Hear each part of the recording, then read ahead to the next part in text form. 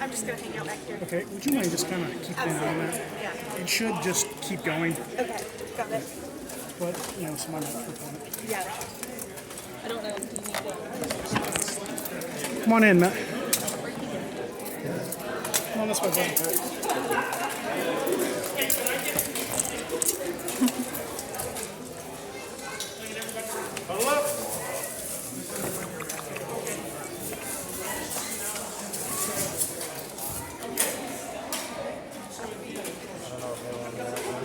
I don't either. They'll call you. I don't know if Marshall's gonna be up there. I'd walk up there. Yeah. Watch yourself.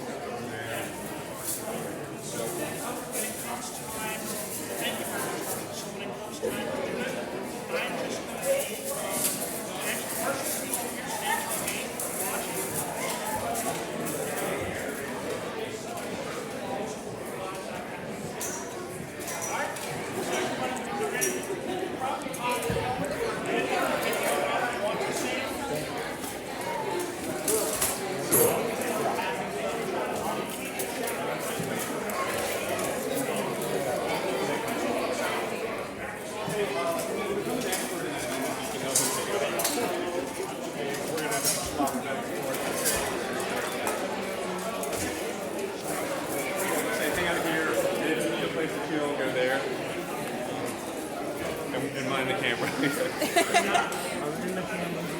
You are, and you still are. You're gonna have to back up that way or come in here. There. Yeah, that's perfect.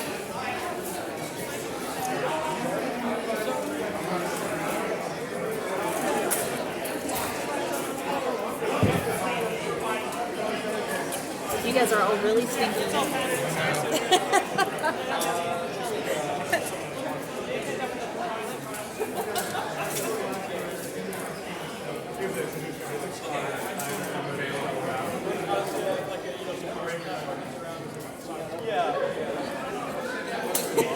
This was not what I expected at all.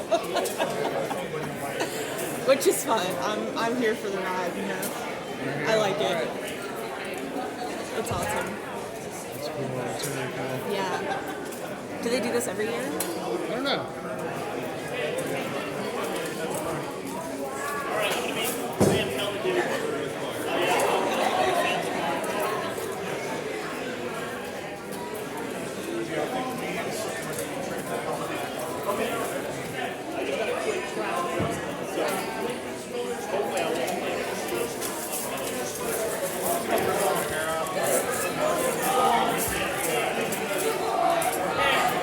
So we're combining our fighting with the SCA guys, since there's only one regular street to fight with us. So we're doing some heavy fighting, some fighting, some heavy fighting. So we're combining our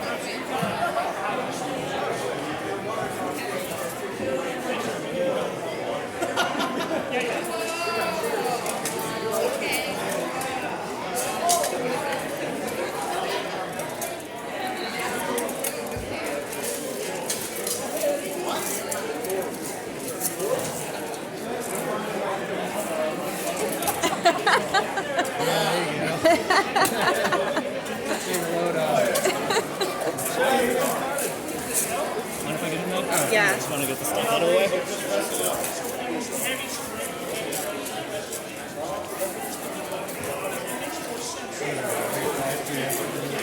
I'm gonna go grab this guy's. I don't know.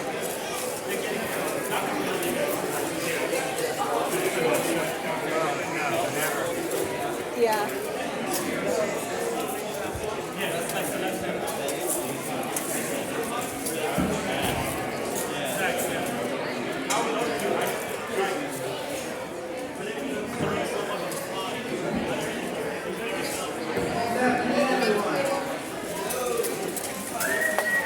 Welcome to the Jefferson Center. Thank you guys so much for coming out today. Thanks for your patience. Hope you guys are having a good time so far. Welcome to our program today for the exhibition, The Age of Armor, presents from the Pigs Farm collection. Voice for Everything. I hope you guys have seen that show. It's on the third floor. If you haven't seen it, for families, we've got some activity guides that you can take around the gallery with you and pick those up at the front desk. We also, of course, this is also our first free family day since our children's art museum was open. So hope you guys are enjoying that. And we'll have two activities continuing on till 4 o'clock this afternoon at the museum studios on the second floor. So there's still more to come. But right now, we're very, very excited. We have two incredible groups who have joined us today for to celebrate the 8th Armor Exhibition and actually show you something about how that armor was actually used. And so we're very pleased to have with us today members of SCA St. George, which is a group, we have members from Atlanta and the Savannah area here today. And Charleston too. So thank you all for being here. I want to thank Brian Johnson for helping us to organize that presentation. We're going to get ready to start with that in just a moment. Also want to recognize the Shire of Forecastle, the Society of Creative Anachronism, Jose Perez over here.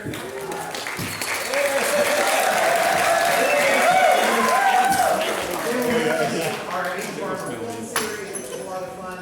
So they're going to be with us today too. We're going to see some demonstrations of armor, some battle demonstrations as well. And then later on, members of the Shire of Forecastle will also be doing a medieval fashion show. We've got a lot coming up this afternoon, so we're going to turn things over right now to SCA St. George. Hi, how's everybody doing today?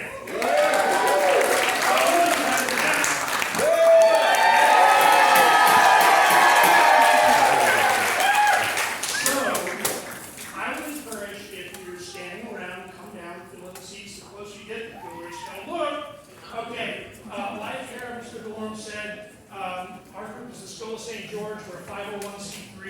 We are a historical group that studies and teaches about the historical context of Western European martial fighting. So I've got a number of people here. I'll go ahead and introduce them from our groups, Savannah groups, helpers, fighters. Marshall Strong, Sam Sproul, from our Atlanta group, Jessica Crowder,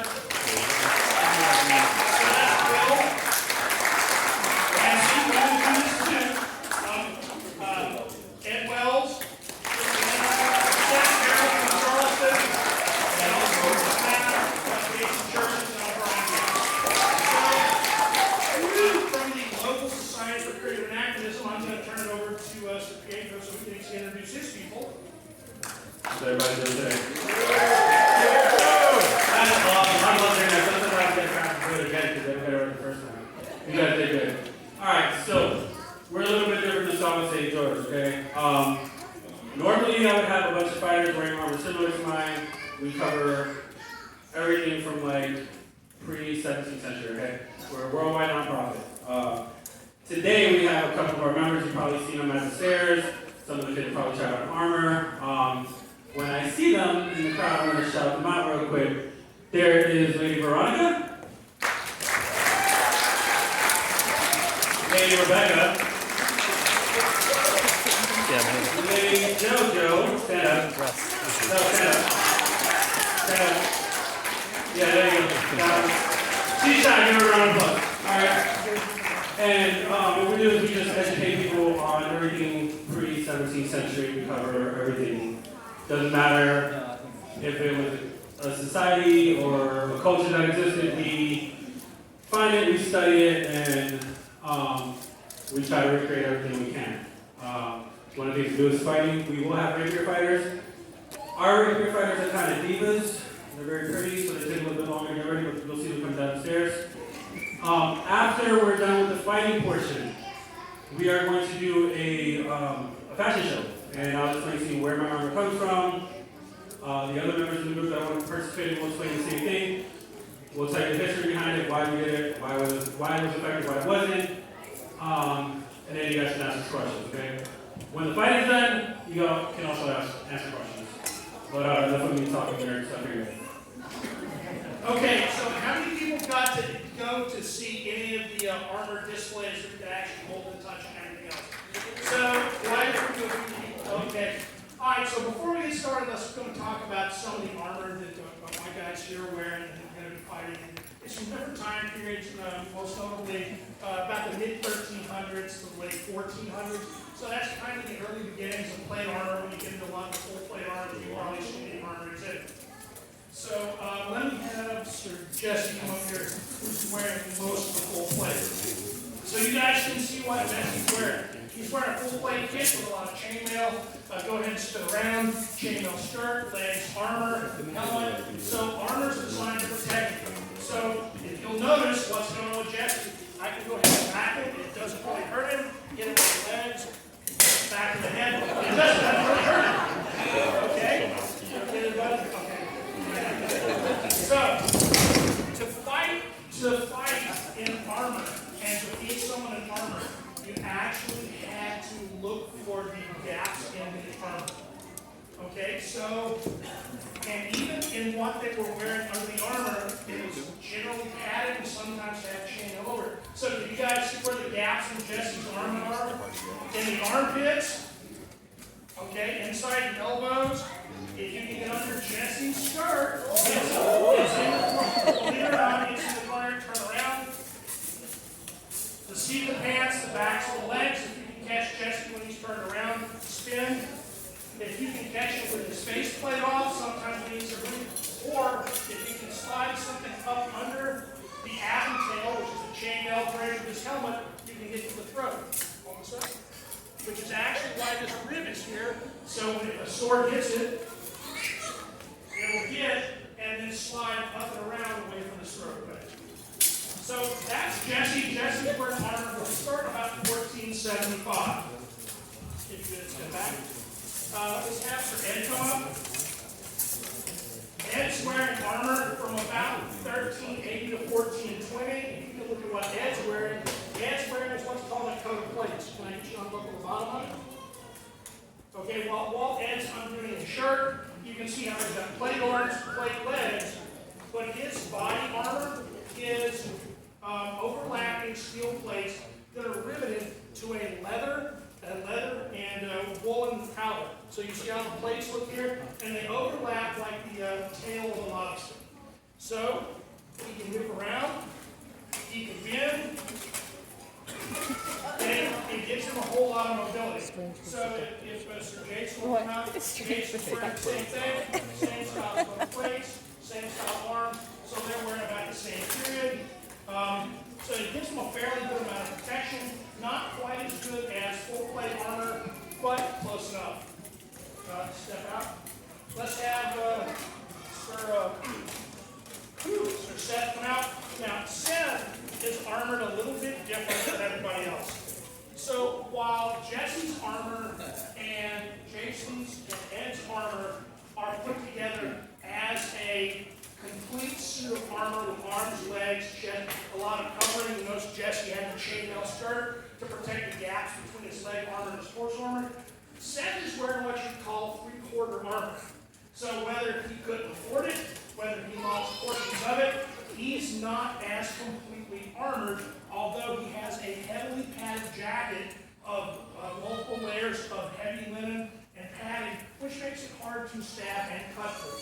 Having done tests, if you read about tests, modern day scholars doing tests ourselves, it's really hard to get through that. But if you'll notice, Seth has a breastplate and a backplate. He has pauldrons on, and not only do they protect his shoulders, the fans of the pauldrons cover the gaps in his back armor. He's got elbow armor, gauntlets, turn around. He's got full leg armor and greaves on. He's got large gaps. His abdomen and his lower torso area before you get to the leg armor are uncovered. So that presents gaps that opponents can exploit when Seth is fighting in his three-quarter armor. Okay, so he's going to be a little less protected when he goes ahead and fights. Okay, let's have Lady Celeste come out. Okay, she's also wearing a little bit more than three-quarters armor, but she's wearing what's called a Corazina harness. So you see the burgundy armors, okay, the coats of plates. You see the full steel breastplate. This is actually gigantic steel plates. It is riveted to leather, covered with velvet, so it looks very nice on parade. She's a little bit vain, a little bit of a diva, so and then she's to complete the look, her arm and leg armor is also a brigandine armor, where everybody else's leg armor was full steel formed plates.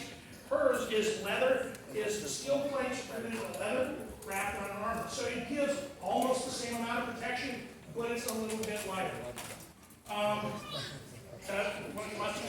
So this is really a complete different suit of armor. So this is Byzantine armor, okay? So look at a kind of melding of Eastern type armors with influence of Western type armors as well. So this is scale armor. And I'll let him talk to you a little bit more. See, these are all individual plates that are strapped together over the top of a leather breastplate and a leather underplate. So it's really very interesting, and it's very artistic too. When you look at a lot of the Eastern European armors that were influenced by the Mongols, by the Indo-Persians, that were mixing in those areas across the trade routes with the types of armor. So it's a very stylistic and interesting type of armor with the scale of it. So Constantinople was the center of the Byzantine Empire. So when you look at armor from that time frame at the height of the Byzantine Empire, you're going to see a lot of mixed matching of armor, which is pretty much what he's saying. Mine is pretty Byzantine. The boots I'm wearing are actually Persian style boots. They were made to like kind of grip a little bit better on the horse. But yeah, like he said, it's very stylized, very individual. They can add their own little taste to it, their own little style to it. Some of the stuff I'm wearing is not completely historically accurate. Like they would have had something like this, but this is for me. It identifies me in pictures because I like pictures. So go ahead, take my camera, take pictures. What's up? Thank you. But no, it's a little stylistic, but it would look very, very similar to this. Not gonna lie, we are in the south. It's hot. I would probably be wearing chainmail. But if you saw the table upstairs with the chainmail and the padded jacket, technically I should be wearing that up there on this, but I'm not because it's 90 degrees. So that's where the anachronism comes in, by the way. It's something out of its own place and time. And that's it. I think, okay, so the last thing we're going to talk about is I know everybody wants to see some fighting, right? Okay, that's fine. So now that you understand a little bit about the armor and how the armor protects the combatants, I'm going to talk to you really quick about some of the weapons we have on the stage.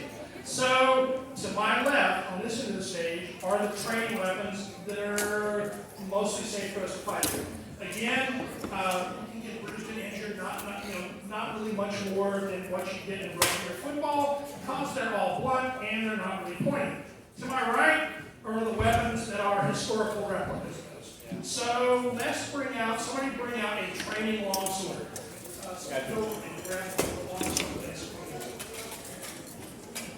Okay, so what my assistant Marshall has is a training longsword called a Federschwert. It's actually Federschwert. Schwert is a German, I'm not pronouncing it right. It's sword, feathers, trainer. So these are training swords. This is about as long as a long hand-and-a-half long sword would be. It simulates what Ed's holding here. You can go ahead and unsheath. Okay, this is an actual sharp replica. So blades are different. You can put them side by side, but the weight and performance profile is the same. Okay, but this is not allowed to hurt you. You can see how it's not pressure safety. It's got a big rubber button on the end of it. What I like to do is if some of you guys like to look at it, I can get one or two people take the blunt ones and go up each side so people can take a look. One side to the other. Go ahead and shoot that. Okay, so wearing full armor, if you slash somebody with it, you're going to have to really get it in a normal spot. Again, I told you that pattern is required if you get it on an armor spot. So less clutter. So when you fought with it, a lot of times if somebody's fighting with a person with a sword, they would do what's called half swording. So the sword is exactly sharp from the second count down. So you can actually grab it with your gauntlets, and you're going to use it like a little small spear to try to give a guy to point into the gaps and be able to bash him with the back end of the sword. So it's really not good to slash someone in armor. What's better to get someone in armor with is a pole axe. You guys grab the axe and the hammer. Somebody grab a training hammer, please. So,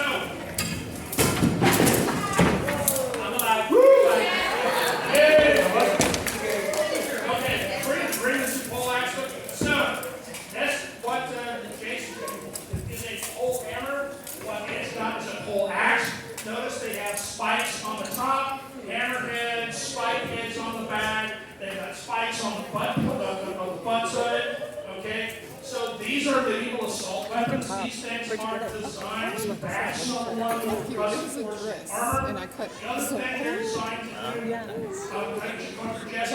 Oh, nice. It's a really cute. I love color blocks. Stuff like that, like stripes and things. it's like a needle. So notice he's got armor on. Even with this, what this is designed to do, and I'm going to go on this side, is the hook. See how I hook the armor? Right? All that armor is held together with straps that let it float around, and then you just strap it behind your jacket. With enough force, I can rip those plates off the jacket, thereby exposing gaps in his armor to let me attack it. What Celeste has is a training pole hammer. It's got a rubber spear tip and a solid rubber head.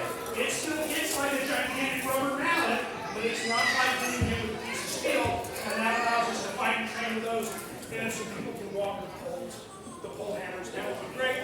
The last thing you can fight with is spear. You can spear on the ground.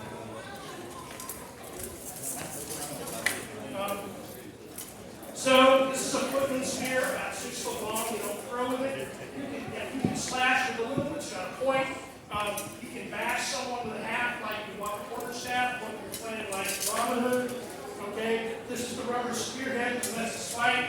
Okay, so we don't really hurt anybody. And that's what they represent. We like girls to call it a lanza, which is the Italian word for footman spear. It's lance, and it's a lanza. Okay, the last thing is, we put that dog down, is you'll see the personal sidearm. This is like the pistol of the time.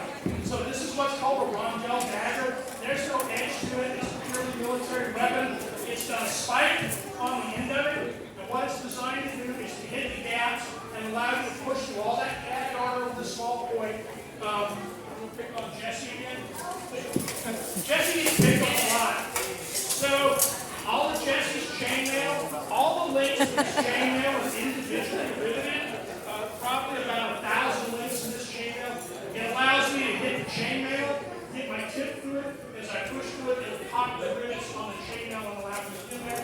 And again, there's a training version of that dagger that we have that allows us to use that. And then the last thing you can see over the corner we won't bring out is a various assortment of hand shields called bucklers, heater shields, kite shields, and then rotella, which is a small round orange shield that were used in the early Renaissance. All righty.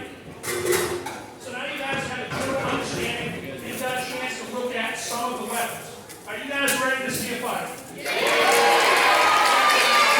All right, thanks for ready. You guys ready to see a fight? Yeah. So here's what I'm going to do. Here's what I'm going to do. If my assistants can start slowly bringing the training weapons back down to the crowd, I appreciate it. So, from where I'm standing, right up the middle of the auditorium, everybody on my left is red. Say it with me. You guys are red. Everybody on the right is blue. Alrighty. Now you guys get to cheer for your knight or your combatant. If I can get my combatants to split into two sides, please. Some on the red, some on the blue. Not included, but yeah. You guys can clear the background, the weapons, bring all the weapons and stuff off to the side. Okay, this is an interactive demonstration. Very interactive demonstration. So, let me hear a red side. Okay, all right, all my knights and combatants on the red side, raise your hand and wave it.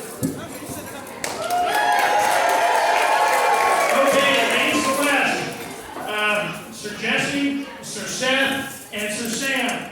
Alright, we're going to let you pick. Raise your hand and we're going to pick who fights first for the red team. Somebody raise their hand.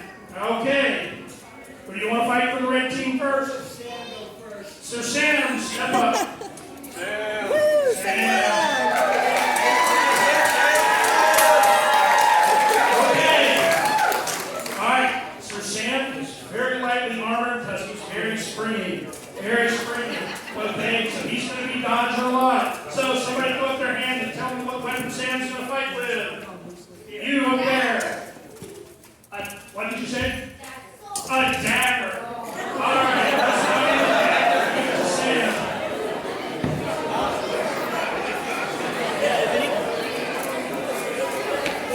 Here you go, Sam. Good luck, God bless. Okay. So let me hear the red team again for Sam. Let me hear your team for Sam. On the blue team, we've got Sir Ed, Sir Jason, Sir Pietro. Who's fighting first, young lady? Sir Ed. Ed is up. Come to the center, big Ed. Okay, now, somebody else throw me up a hand on the blue side. You, sir, right there. Spear. Spear versus dagger. You, sir, that's some history. Somebody please take Ed a spear. Somebody please take Ed a spear. Alright, so this is going to be interesting. Sam has a rondelle dagger, and Ed has a giant dagger on a stick. If I can get everybody in the back to the corners and step off the stage, please, please, please. Back to the corners and step off the stage. Can I get Ed and Sam ready to fight?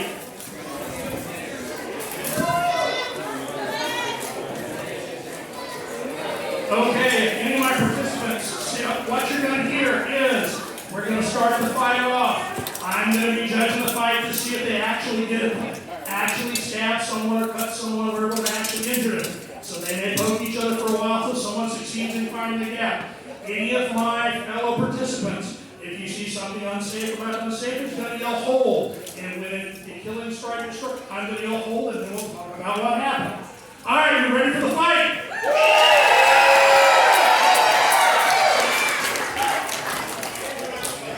Sir Sam, you ready? Alright, Sam's got to get his helmet buckled.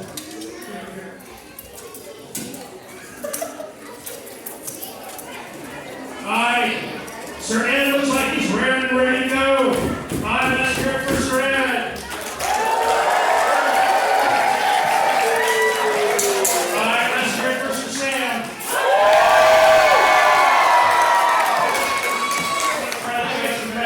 Okay, all right, guys. All right, very narrow stage. You can kind of linear. All right, hang on a second.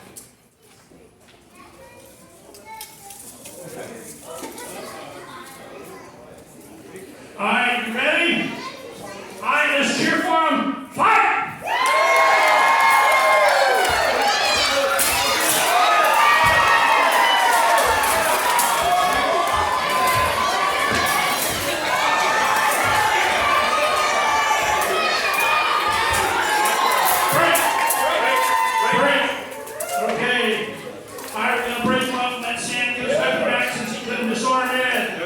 Are you ready? You ready?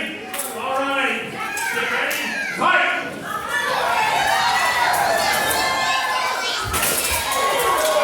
Oh! All right, back to the corners. All right, did anybody see what happened? All right, who do you think won? You are indeed correct. When Sam was twisting around, Ed managed to take his spearhead, Lonza head, and run it down the inside of Sam's thigh, which would have actually cut, since he's not armored there, would have cut inside his thigh open and got toward a femoral artery. All right, you want to see him go at one more time since it was quick? Yeah, cheer him on. Ready? Fight!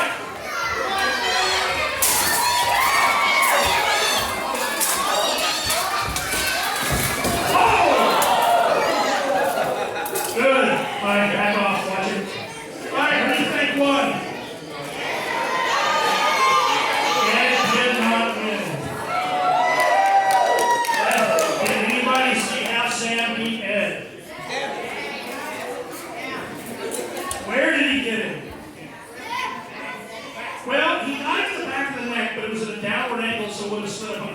What really got Ed was when Sam went up, bent over behind him, and came right up the back. Right in the front. All right, thanks guys. Let's hear it for Sam.